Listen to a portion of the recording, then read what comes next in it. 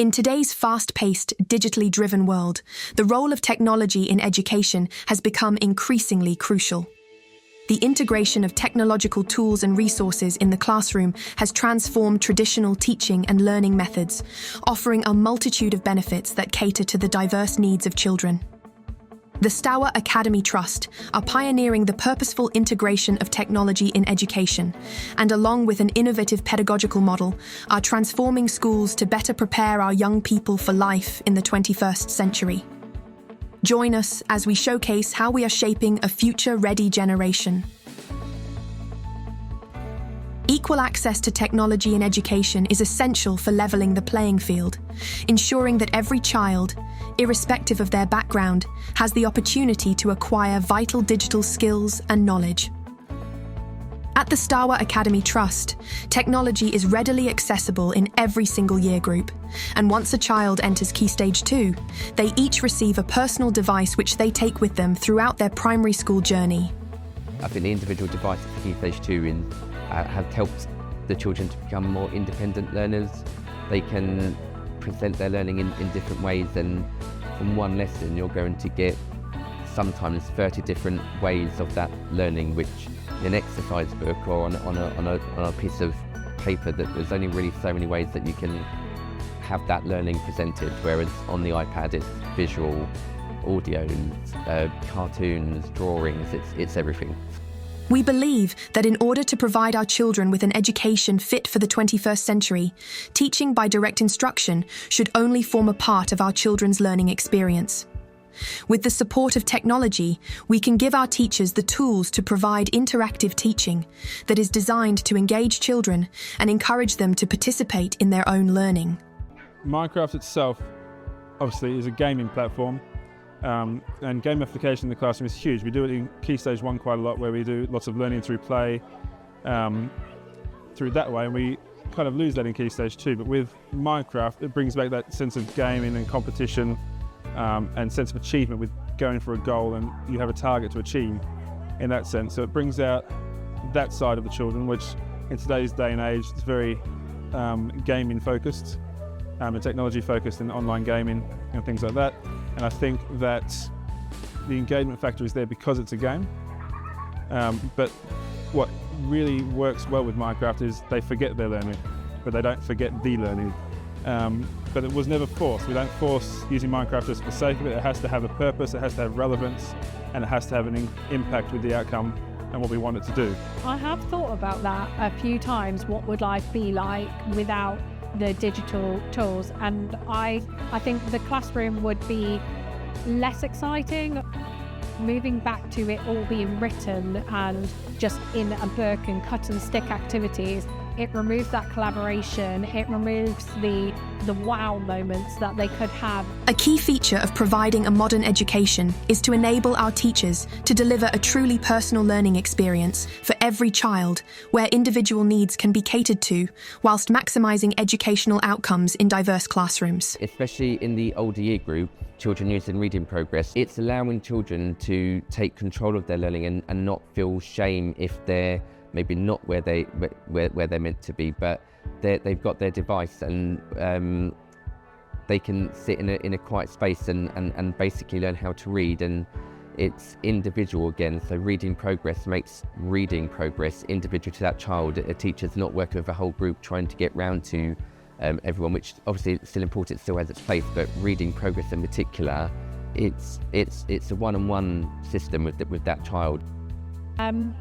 Children often work at different paces as well, so the children are able to refer back to our input, refer back to previous lessons, and so if they didn't quite get something, they're able to go back and re-look at it.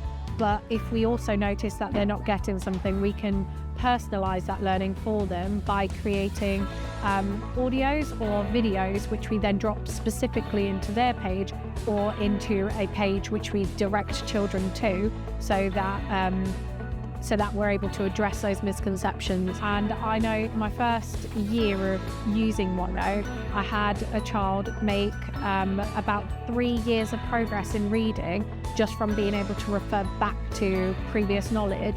and being able to take his work home with him to be able to discuss what he's been learning and continue to have that retrieval practice outside of the lesson and also within the lesson. And now being able to access the last couple of years learning as well, instead of me having to carve out a portion of my lesson to reteach stuff that they've gotten from the previous year, I can spend a few minutes where they open their previous year's OneNote, quickly look at their own learning, so it's more personalised and bespoke to them. They're able to quickly make those links and then we can move forward with the learning, so there's no lost learning time there. Technology serves as a powerful facilitator of collaboration within and beyond the classroom. Features like real-time document editing and shared online spaces promote teamwork and communication, fostering a sense of shared learning and creativity. Our schools are schools for children. They're not schools for a teacher to have lots of stuff in a cupboard that may not be used year on year.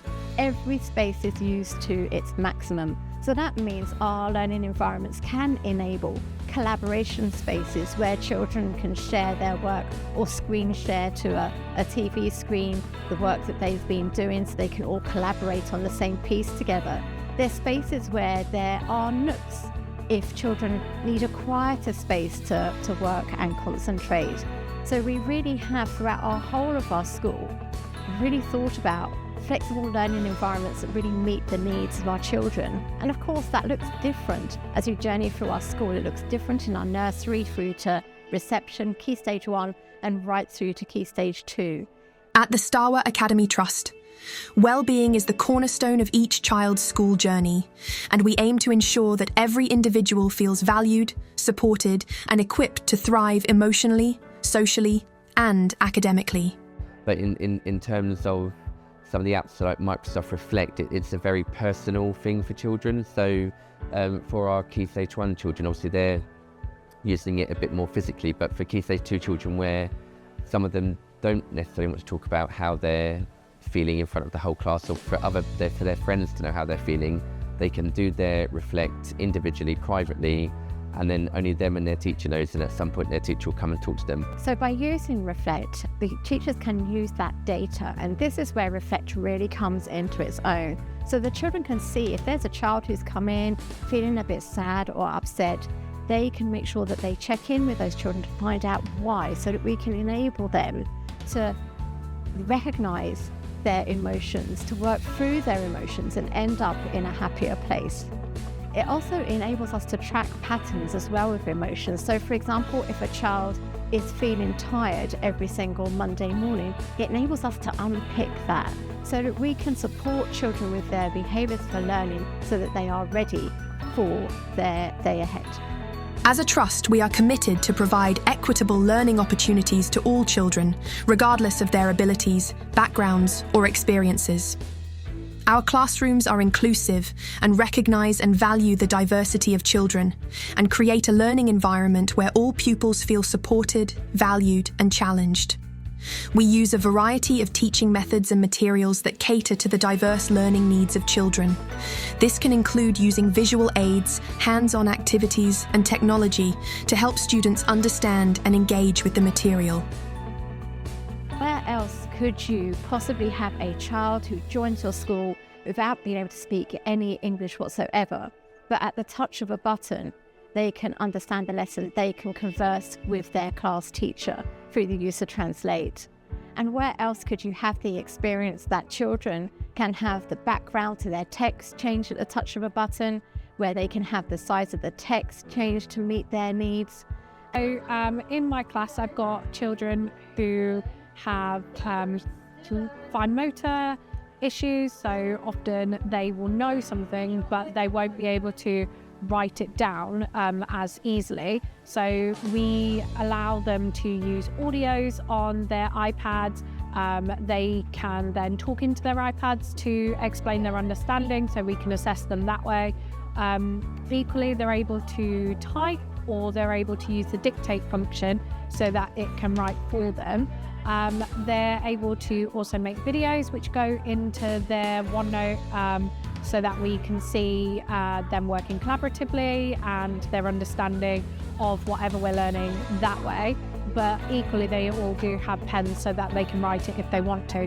So we use a mixture of media. You can have full accessibility, I think, without individual devices now, because especially with trying to save teachers' time as well, because if children need a different colour background, they can do it themselves. They don't need the teacher to help them with that. And it also, for their own well-being, they don't feel different. You don't walk into them thinking, oh, well, that child has a different colour background. What's wrong?